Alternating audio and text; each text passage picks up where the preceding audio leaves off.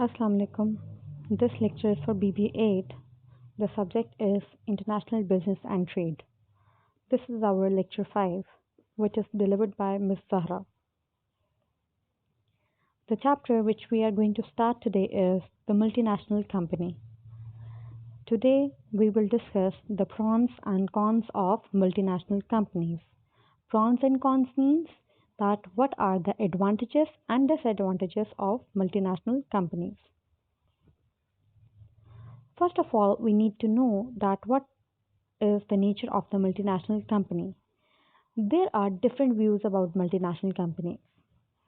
Some argues that business only becomes truly international when it has substantial members in more than one country. Some says when it has substantial members in more than one country. Whereas some emphasizes on the nationalities of the company senior management.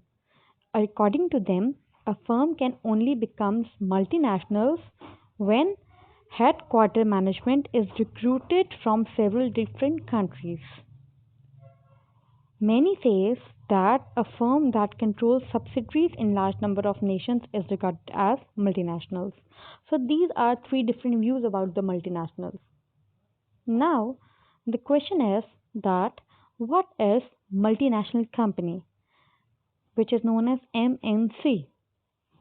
So, a multinational company is a business that has operations in more than one country.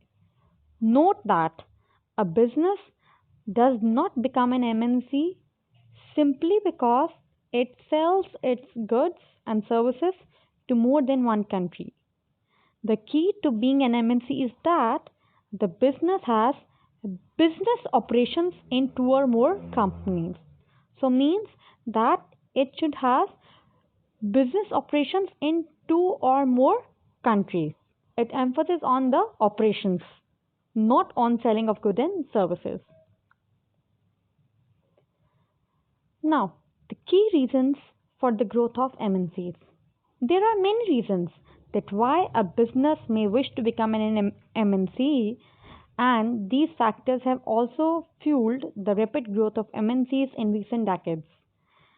These reasons may include these 3 points. Number one is to operate closer to target international markets. Producing closer to target markets has several potential advantages, including reduced transport costs and improved market information and intelligence. Number two is gaining access to lower cost of production. Many MNCs have taken advantage of lower production costs from operating in developing economies. In some cases, this can be achieved by outsourcing and offshoring production of supplies based in those economies. However, for other businesses, it is more beneficial to set up their own operation in other to service domestic demand as well as supply demand in the host and nearby countries. Many MNCs now have highly complex supply chains integrating their operations in many economies. Number three is avoiding protectionism. By producing in the host country, an MNC may be able to avoid restriction on imports such as tariffs and import quotas. The global economy has witnessed the rapid growth of MNCs for a variety of reasons, including number one is global brands seeking to drive revenue and profit growth in emerging economies. The search for economies of scale, whereby MNCs can reduce unit cost by supplying global demand by concentrating production in few key international locations. And the number third is the perceived need to supplement relatively weak demand in existing developed economies. Now, what are the operating characteristics of MNCs? So, MNCs can reduce their sourcing and distribution costs. MNCs can avoid tariff, quota, and other barriers. MNCs are able to shift operation from high cost to low cost countries. A number of jobs in multinational company will be allocated to nationals of various foreign countries. There will be joint strategic decision making by headquarters, staff and managers of foreign subsidiary units. And everyone concerned with the management of international operations will regard these as being at least as important as the management of activities in the headquarter country.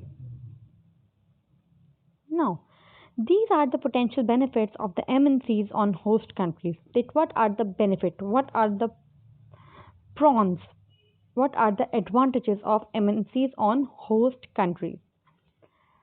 So these are as follows. The potential benefits of MNCs on host countries include provision of significant employment and training to the labor force in the host countries. Means when an outsourcing company is coming in our country, this is our host country, so the employment opportunity will increase and they will give the specific training to the people as well. Number two is the transfer of skills and expertise helping to develop the quality of the host labor force. When they are introducing new technology, so they need that this labor, this host country labor will train that, will get those abilities. So the skills and expertise will transfer from those expert people to this host labor force. Then, MNCs add to the host country's GDP through their spending, for example, with local suppliers and through capital investment. So, it will add to the GDP of the people of the country as well, because GDP is equals to C plus I plus G. So, when they will increase investment, so investment is a part of GDP, so the GDP of the country will also increase. Next is competition from MNCs act as an incentive to the domestic firm in the host country to improve their competitiveness, perhaps by raising quality or efficiency. So, when the MNC will come in the host country, what the domestic country will do, there would be incentive for the domestic firms to improve their quality of the products, to compete, to minimize their cost of production. Next, MNCs extend consumer and business choices in host countries. Obviously, when MNCs are coming in our country, they are producing certain goods. So these goods are substitute of the other goods. With the goods are substitute of the other goods, then the consumer and the businesses have now more choices than before. Next, profitable MNCs are the source of significant tax revenue of the host economy. Obviously, when the MNC is gaining profit, then they are giving taxes on the profits as well. So, when they are giving taxes on the profit, so taxes that are the revenue of the government, of the host government. So, this would be a source of significant tax revenue for the host economy. Now, moving forward, we will discuss about the potential drawbacks of MNCs on host countries. The potential drawbacks of MNCs on host countries include domestic businesses may not be able to compete with MNCs and some will fall. So it says that there are few industries, few infant industries that wouldn't be able to compete with the MNCs and they will fail. Next, MNCs may not feel that they need to meet the host country expectations for acting ethically or in socially responsible way. So they think that there is no need for the host country expectations. So they will not behave ethically. They will not being themselves be socially responsible in any way. Next, MNCs may be excused of imposing their culture on the host country, perhaps at the expense of the richness of local culture. Might MNCs reduce culture diversity around the world as they continue to expand, particularly into less developed or developing countries? So, it might be possible that they will impose their culture on the host country. Let's suppose that we can see in our country that we are developing country, so most of our rituals are those that which we follow of the foreign nations. So they impose their culture on us. Next is profit earned by MNCs may be remitted back to the MNCs based countries rather than reinvested in the host country. So this is a drawback that what the MNCs do, what profit they gain. They do not invest again in the host country. What they do, they take it back to their own country. Then MNC may make use of transfer prices and other tax avoidance measures to significantly reduce the profit on which they pay tax to the government. So they may choose some sort of um, possibilities that they could avoid the tax. When they could avoid the tax, they will show that they have earned lesser profit. When they have earned, show that they have earned lesser profit, so they will give less revenue to the government. Then MNCs are depleting natural resources too quickly, polluting the environment, not paying compensation for environmental damage, etc.